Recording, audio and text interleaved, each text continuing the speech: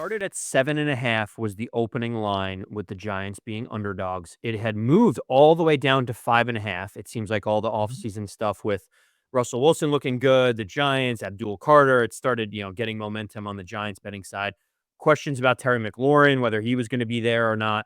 It feels like the pendulum has swung back a little bit now that Terry McLaurin is signed to a long-term deal. Everyone's kind of getting into week one and now remembers, oh, that's right, Jane Daniels is really good. And now the line had moved from 5.5 back up to 6 and 6.5 at most places. An over under of 45.5. Adam, Giants are just a shade under a touchdown underdog in this game. What does that mean for you? What are your thoughts about that? Yeah, I mean, listen, the Commanders had a hell of a season a year ago, right? And they have gotten worse, right? They added another weapon in Deebo Samuel to the offensive side of the football. Yes, second year for Jaden Daniels. We talked about that earlier. And the Giants, okay, like we all understand it's 37-year-old Russell Wilson. We may think that that's at least a marginal improvement from consistency and experience over Daniel Jones at a minimum, right? We add pieces in the draft. It's great. But the Giants should be underdogs in every game, probably. Because maybe we'll talk about if the Saints matchup, right? But for the most part, they're going to be underdogs. In the end, I'm not.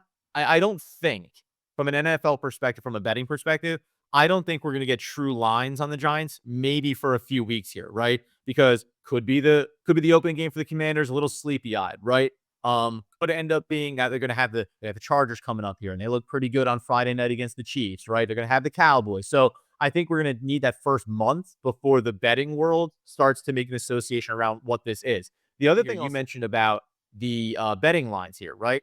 So interestingly enough, in this, I don't know where the official numbers are right now, but both Jaden Daniels and Russell Wilson, it's minus 117 over 1.5 passing touchdowns for Jaden Daniels. It's plus 49 over 1.5 for Russell Wilson on passing touchdowns, but not, too far apart there in terms of what the expectations are as well. Tyron Tracy Jr., he's going to be over 57.5. It's his over under total. I'd probably take that, by the way. We want to do a little best bets.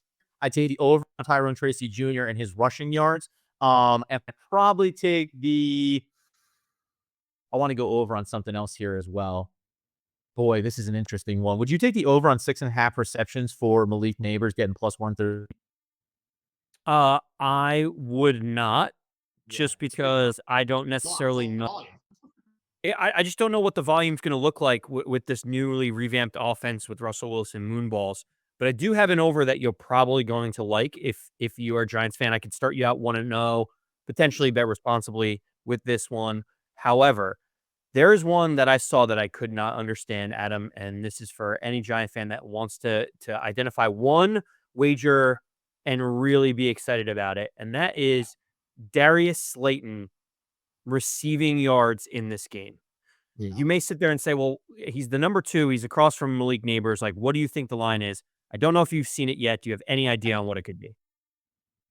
Well, because we're gonna say easy, make some money, it has to be a low enough number. So I'm gonna say it's something. I always hate when we go on these one like I'm way off. But I'm gonna say the number is something around like 32.5, something like that. You know what? Kudos to you. That was a very good guess. It is Damn it. lower than that, which is 28.5 is By the way, Darius Slayton. I'll think of like 29 because that'd be like almost insulting. That's a catch, by the way, for Darius Slade. It's like one catch for him based on the role that he plays, right? Are you trying to steal the thunder of the analysis? Because you're almost spot on with that. Darius Slayton in his career averages 15 yards per catch, Adam.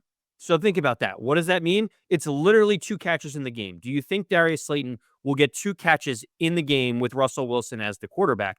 My short answer is yes. And when you look at it, you look at towards the end of the year, Darius Slayton struggled mightily to get over that number, which is why it's so low. But prior to Daniel Jones's exit, like Mm. whatever we think about Daniel Jones, before they started going to Drew Lock and Tommy DeVito exclusively, in the 9 games that Darius Slayton played with Daniel Jones and he was relatively competent, he went over that number in 6 of them. So to me, it feels like competent quarterback play. People are going to be shading and know the ability of Malik Neighbors. Someone like Darius Slayton to be able to catch 2 passes for the Giants at what his career average has been puts you over on that one easily. Give me Darius Slayton over 28.5. What do you think of Darius Slayton today? Oh, I love it, man. I think, listen, we saw this in the preseason game. Russell Wilson, right, moonballing it out there. I think that you're going to see the nice kind of opportunities in this game and about all season long. And the beauty of it, if you think of this receiving core in totality, we talked about Theo Johnson. Talk about, but we know Malik Neighbors is we know he's the number one. He's elite and all that stuff. But if you're going to build out your route combinations, Wanda Robinson, maybe an underneath route a little bit, right? Going to work in that space. Theo Johnson working to the 10 to 15. Even if you're working Malik Neighbors in the 17 to 25-yard range, go ahead and give all of these possibilities. And that's probably the way. Talk about who you had to watch for. I'm curious how the Commanders try to defend against Darius Slayton. There's going to be the one-on-ones. There's going to be a cornerback that comes out on a blitz, and Darius Slayton is one-on-one against the safety. Russell Wilson can still do that thing. Put it out there, and he's not going to be shy about doing that. So maybe, it's funny. You said easily gets 2 catches. Maybe it's only 1 catch, but maybe it's 1 catch for 65 yards, right? Right. So I think the impact is going to be there. We talked about Darius Slayton so much over the years. You and I have been an advocate for keeping him around. Now he's a captain on this football team.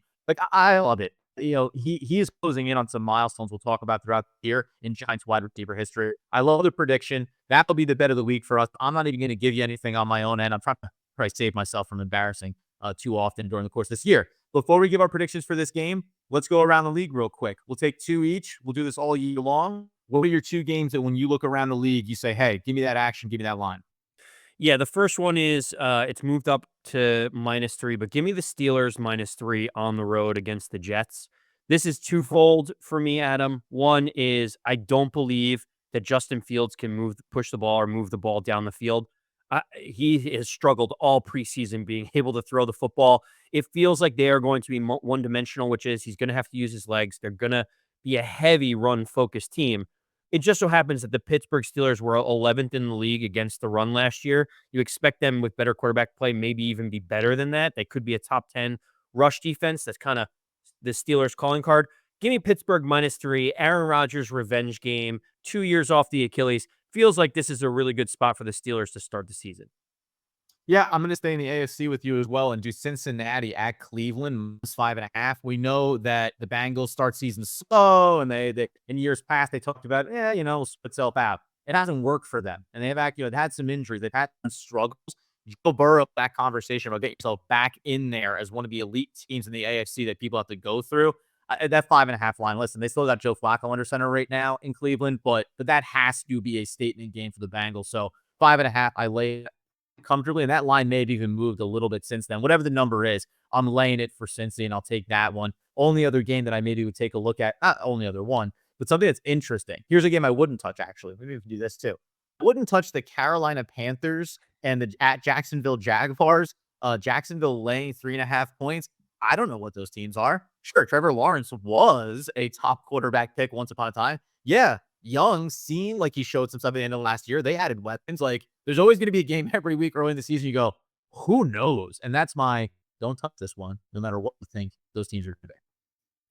Yeah, well, I can tell you another game that I will touch, and that is it is the I'm going to take yet another road team. Give me the Las Vegas Raiders +2.5 against the New England Patriots. Yes, they're A little Pete Carroll, veteran head coach, brought in Geno Smith. Do you experience is still on the side of this? Yeah, give me the experienced quarterback who has made the playoffs in Geno Smith. You have a Super Bowl winning head coach. You have an explosive running back. They've revamped the entire offense basically in one foul swoop. You still have Max Crosby. There are a ton of injuries on the Patriots side, especially along the offensive line. We don't know what Drake May and Stephon Diggs is going to look like as a connection. They've already let go of Kendrick Bourne. To me, there's a lot of question marks in New England. We'll see what the Mike Vrabel effect is relatively quickly. But give me the veteran quarterback getting a couple of points on the road. They could even lose it by 1, and you still cover on that one. So I'll take the Raiders. Incidentally enough, I've been doing the Pick'em League over on ESPN. I picked those Chargers to beat the Kansas City Chiefs outright on Friday. I took the Eagles to beat the Cowboys on Thursday night. And I do have the Raiders out beating the New England Patriots this weekend as well. Okay, New York Football Giants. Remind everybody the line, the over-under, and then, Andrew, your prediction. for New York. All right. So as I mentioned before, line is 6.5. Giants are just under a touchdown underdog right now. The over under is 45.5. And so, Adam, I will kick things off. The Giants vibe is completely different this year. Every single person says it. Beat writers say it. Fans that have been in attendance at Fan Fest to joint practices to everything else. You can clearly tell that the quarterback room has been improved. The Giants told you all offseason that was the number one thing they needed to get better at, just by all of the acquisitions that they made on the defensive side of the ball.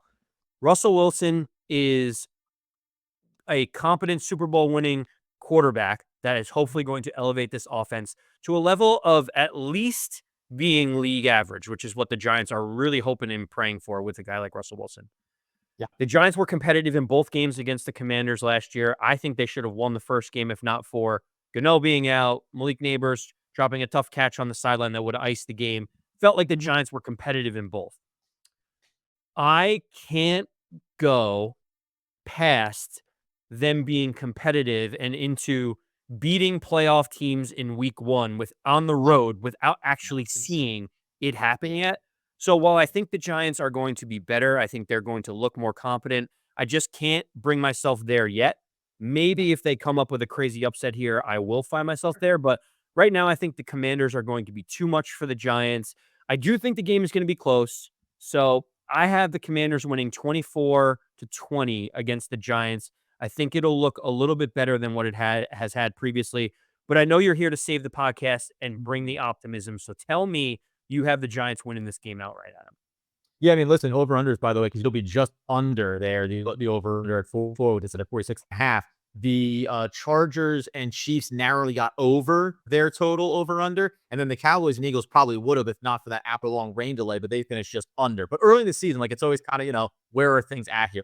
Same thing, I thought it'd be a close game. I expect to. The question for me is going to be, we know the Giants' defensive front, but I still think the Commanders are going to put up some points here, right? They're going to have a handful of big plays. The secondary might be susceptible. That being the case, and you couldn't possibly call for the Giants to get a week one victory over a playoff caliber team in the division. And then you say, of course they can. And they're going to do it. Listen, QB play matters. Daniel Jones was not good last year. He was bad last year. He cost the Giants games. If Russell Wilson was the quarterback for the Giants last season against the Commanders in 2 games, the Commanders would have had 2 more losses on their schedule, and they may not have been a playoff team a year ago.